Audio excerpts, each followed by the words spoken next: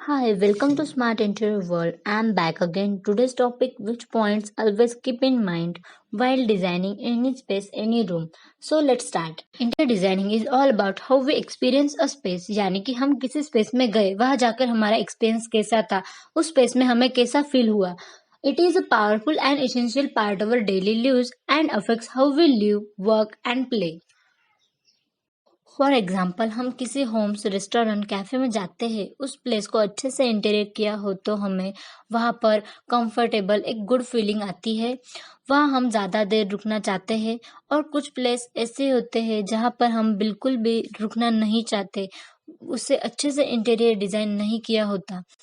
वो हमें एक बोरिंग, एक रेस्टलेसनेस फीलिंग देती है और वो हमें डीएक्टिवेट करती है. सो मैं आपको ये कहना चाहती हूँ कि interior design also work on our emotions and sentiment.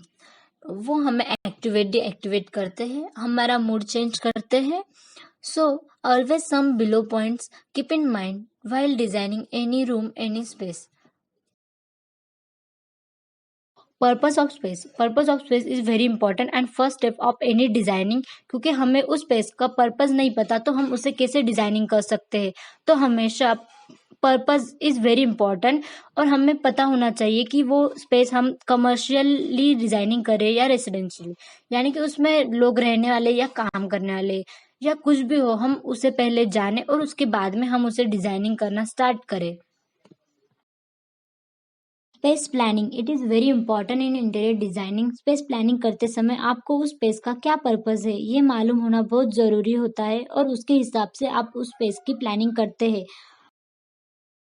For example आप किसी भी 1 BHK अपार्टमेंट का डिजाइनिंग प्लानिंग कर रहे हैं तो आपको उस स्पेस को सबसे पहले डिवाइड करना होगा अलग अलग एरियाज, अलग अलग रूम में. तो आपको पता है कि 1 BHK अपार्टमेंट में कितने एरियाज, कितने रूम्स होते हैं, उसके हिसाब से आप उसे डिवाइड करें, जैसे कि living room, bedroom and kitchen and washroom. So इन सब एरियाज को डिवाइड करने के बाद आप उसमें कैसे मूवमेंट कर सकते हैं उसका एक पाथ डिसाइड करें. उसके बाद आप उसमें फर्नीचर अरेंज करें, वो भी सर्कुलेशन के हिसाब से. Circulation. It's refer to the way people move through and interact with space. Interior designing में सर्कुलेशन स्पेस बहुत इंपॉर्टेंट होता है. विदाउट सर्कुलेशन आपका डिजाइनिंग इनकम्प्लीट होगा. इंटीरियर डिजाइनिंग में सर्कुलेशन स्पेस 3 फीट या 3 फीट से ज़्यादा हो सकता है. वैसे स्पेस है वैसा हमें सर्कुलेशन स्पेस देना होता है, पर 3 feet is standard circulation space.